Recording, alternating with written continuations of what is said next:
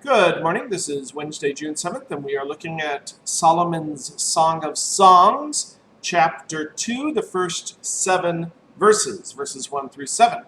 And so I'm going to read from the translation used by this commentary, and then we'll talk about it. It starts with she speaking. She, it has a question mark. We're not 100% sure, but we're going to say it's she, the Shulamite woman.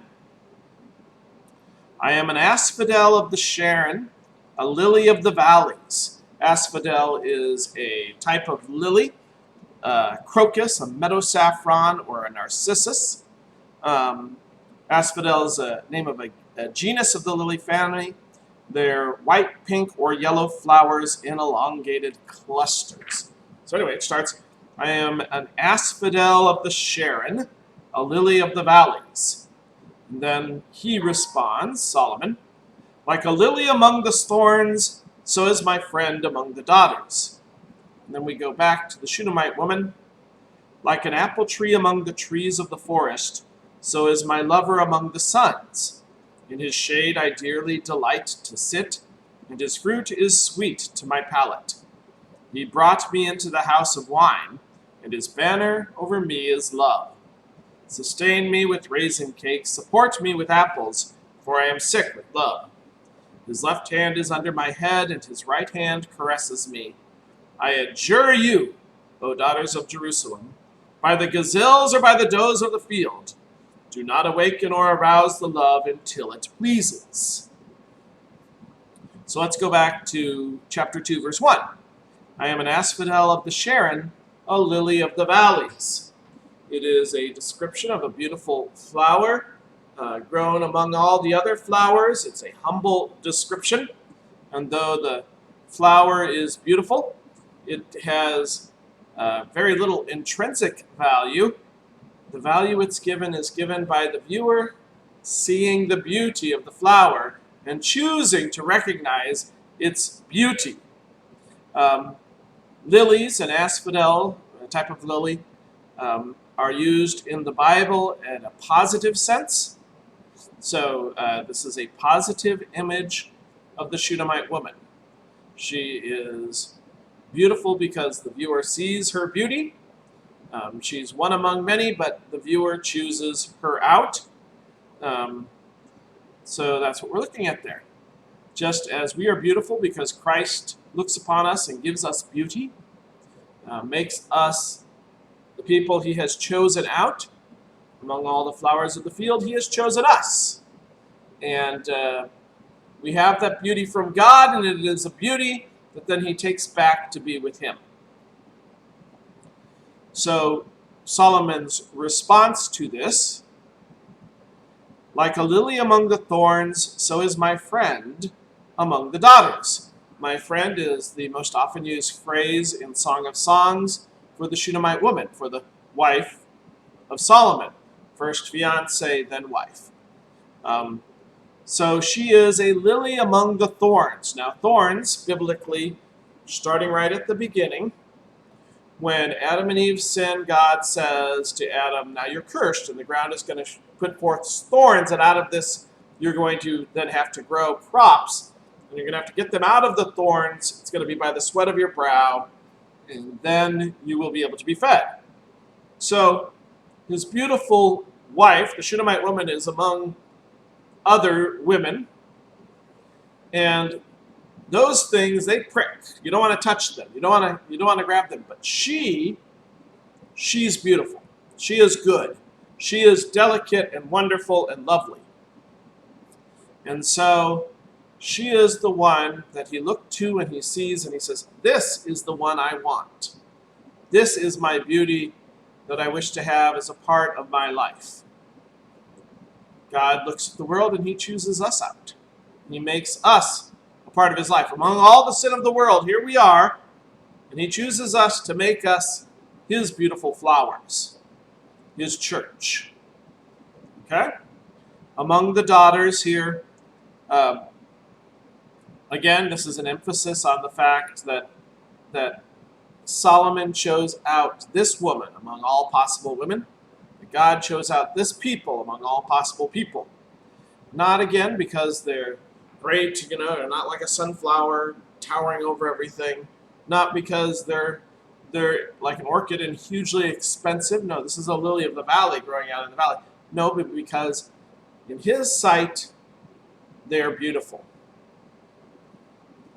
Moving on to verse 3. The Shunammite woman now speaks for the rest of these verses. Like an apple tree among the trees of the forest, so is my lover among the sons. Apples have been in Israel for a very long time, 4,000 years or so. So, good amount of time. Apples are among the most useful and wonderful trees. Not only do they blossom well, but the real reason you have an apple tree is for apples. Because you can eat of their fruit, and they taste wonderful, and they're refreshing and clean, and you can go through all the wonderful things about an apple tree. It smells nice. It is nice. It's a good size. It's a good tree. It's a decent size that you can reach up and pluck it. I don't know as much about apples as some in this area who have grown apples. But the point being here is that Solomon, he is this beautiful tree. And there are other trees out there, but, they're really just lumber. They're kind of, background. Here he is, and he stands out as the one that can provide shelter from the sun. He can provide apples to eat. He's beautiful to smell. She loves to be around him. So, like an apple tree among the trees of the forest, so is my lover among the sons. And now she describes some of why she wants to be around him. In his shade I dearly delight to sit, and his fruit is sweet to my palate. So, first of all, he protects her. He protects her from the sun. He gives her shade. He protects her from the harshness of the world.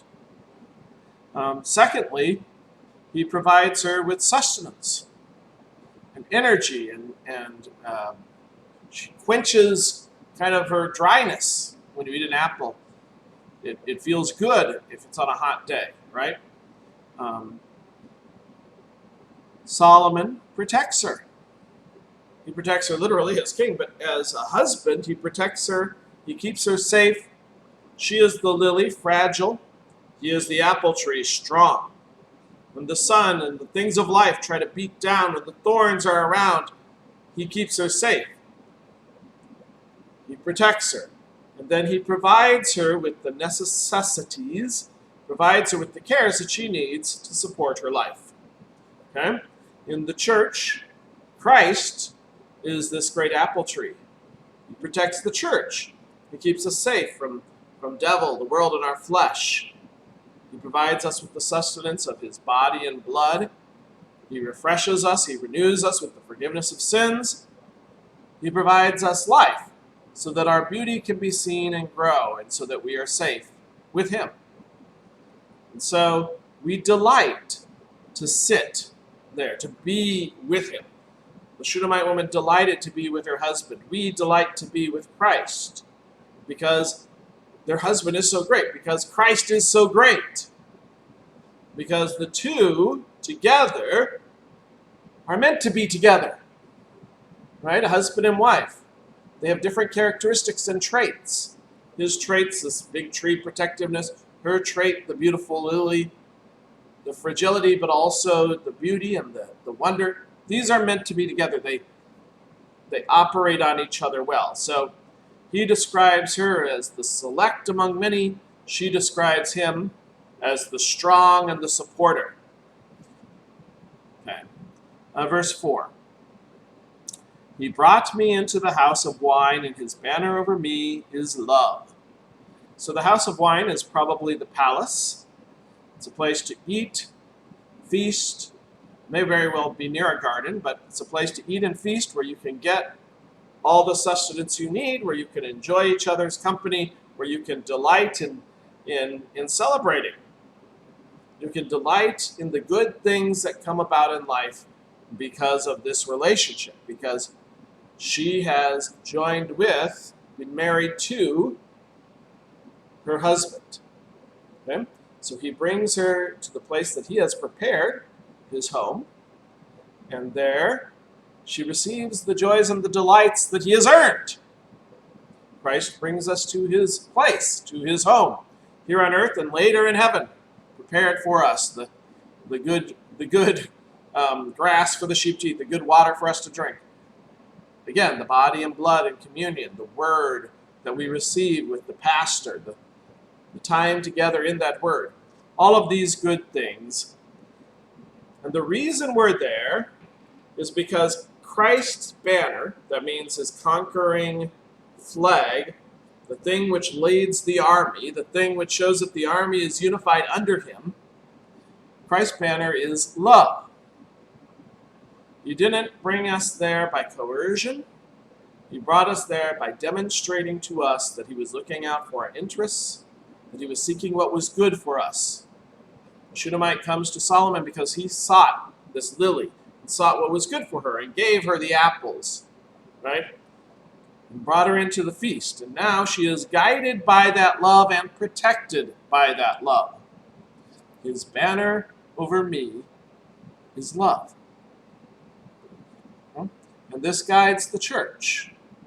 We are protected by the love of Christ. It's what brought us to him, his sacrifice, which made us new in God. And now we're protected by it, but we're also guided forward by it. And it brings us into the good place where we feast, the wedding feast. 5, sustain me with raisin cakes, support me with apples, for I am sick with love. Raisin cakes and apples are some of the most sweet and delightful things that they could have at this time in Israel. These are the things, the best of foods, right? When you're talking dessert foods. It's not the fat of the cow, but it's the best of dessert foods. So this is after you've had the meal and you're just enjoying each other and you have a dessert, you know how it is. Got together at a date and you ate the meal and now you have the dessert food. You have this wonderful, delightful thing given to you that causes the palate to celebrate, that really brings joy to you, and you look at the other and you think it brings joy to them as they're eating, and you both simultaneously are ensnared or entrapped, not the right word, maybe flooded with delight at what you're eating, and simultaneously looking at them and thinking they're having the same experience, and that multiplies the experience and makes it better. Okay? So, sustain me with this delight that fills me with this joy that your presence, with this joy that you delight in my presence and I delight in yours. And then we have this phrase, for I am sick with love. Okay, it can't be contained. I can't stop. Sick here is not a negative, right? It's describing that it completely has taken over my life. That this has become the focus of who I am. That it is the controlling factor in what I do, the controlling factor in all that I am. And you see this with couples as they get together, and everything seems to be associated for a time with their spouse or their fiance or their, and with Christ, it literally happens. As we are baptized into him and raised again anew, as the old Adam is put to death daily, he creates us anew to do the things that God would have us do. To have us live out love. To have us love him and love one another. So he fills us with the delightful things of his word, with the good knowledge, with the beauty of understanding somewhat the great gifts God has given and the great plans that God has. And then sick with love, we go out and we can't stop but share it. It's transformed who we are. I am sick with love. His left hand is under my head. His right hand caresses me. Both of his hands are filled with me. He's busy with me. He's focused on me. I am, and you have this image of kissing, right? I am his focus. Husband and wife focused on each other in those moments when they have to be together and to delight in one another. Christ and the church. The church, Christ is focused on the church, and this causes the church to be delighted because Christ is filling every moment. He's filling their life. Okay? This is the image. God is so busy with us. Now, literally, God can do everything, and he's not totally focused, right? He can totally focus, in a sense, on everything. But he always gives these images of coming down and looking to us, of spending time with us, of Jesus walking with the people, looking directly at them, taking his time. He does that with his wife, but he does it in love in the most delightful way. So we move to 7. Now these adjurations, and adjuration means this is how it should be. This is how I want you to, what I want you to learn from this, right? Show up multiple times in the song, all the way to chapter 8, when the adjuration kind of tells us what the song was about. So here we have 7, the adjuration. I adjure you, O daughters of Jerusalem, which shows up again, daughters of Jerusalem. These are probably unmarried women who should find a fiancé and get married, like unto Solomon. People in the church or people outside the church, the people of the world who should get married to Christ and come and find the delight and the life that we have in our Lord. I adjure you, by the gazelles or by the does of the field, when you make a promise or an oath, you make an oath by something, generally something greater than you, so that if something bad, if you break that oath, then that thing is supposed to punish you, right? But here that's not what's done. It's, I adjure you by these gentle female does and gazelles, by these things which are compared to the Shunammite women often, and the Shunammite woman is compared to often, okay? By these delightful things, these energetic things, these things which sort of represent the activity of love, which represent the fact that Solomon looks on his wife and he sees not only her beauty, but the beauty of her activity, of the fact that she is vivacious and alive. So I adjure you, daughters who don't have a fiancé and don't have a husband now, like I have, this is what you should do, daughters of Zion.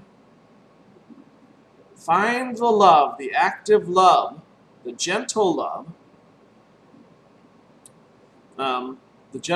which comes out of the work of the field, the place where things grow, the place of life. Find the gentle love. But do not awaken or arouse the love until it pleases. Now this line, do not awaken or arouse the love until it pleases, has many different interpretations in many places. I think this commentary does a good job with it, and I think it's right, okay, what it says. I think this is a proper interpretation. We receive the delights of God at their proper time. He's going to take us home to be with Christ when it's time for us to die, or when he comes again. He's going to come again when it was time for him to come again.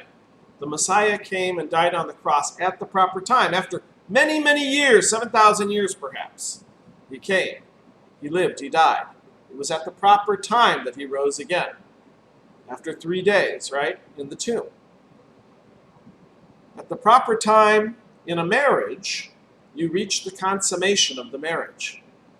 It happens hopefully more than once, right? But it is at the proper time and in the proper way. Now she's adjuring the women of the field by the gentleness of love, which is how you should seek out the person that you join with, that you marry, or how you should seek out the God who rules over you. To do so in the way that pleases God at the time that pleases God. God gave baptism.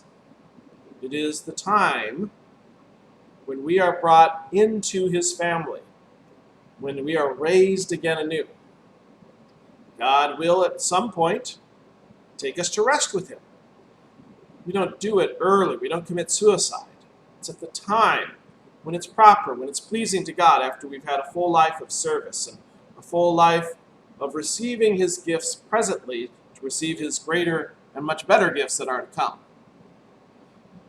And when a man and a woman, a fiancé and a fiancée, when they come together and they're seeking the delights each other, and one is sheltering the other and the other is supporting the other, there is a proper time when they put the ring on the finger, right? When they go in and they celebrate, and then that's followed by the consummation, the marriage activity of life, physically. Don't do it out of its proper time. It's not pleasing. It goes against the plan that God has set. Husband and wife in marriage, there is a proper time when you get together again, when you go out on your date night, when you come home after your date night. There are other things you do in the interim as you support each other and delight in each other's presence. And then there comes some time when you again gather together as man and wife, and you enjoy each other's presence at the proper time. So do not awaken or arouse the love until it pleases God that you awaken and arouse the love.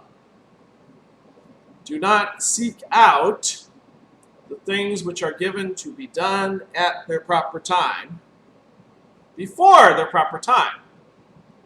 And certainly there is a warning here, right? God means for marriage and the things of the sixth commandment to be done according to the ordering that he set. And when they're done in the right order and at the proper time, God is very pleased. And the gifts he gives are vital, life-giving. When they're done out of the order, then that's not so pleasing, and that can lead to death and damage. Huh? The church. We are sharing God's word with the people outside. Sometimes they reject it. But God has us continuing to share it. And at the proper time, in the God-pleasing way, through love, not through coercion, through gentleness and love, and through forgiveness of sins. We use the law certainly to open their eyes to the horribleness of the thorns of the world. But through gentleness and love, he takes people to be with him and to be part of his family. And so we as a church should wait until the proper time, until the time when God's word acts according to its promise. Okay, we're going to close there.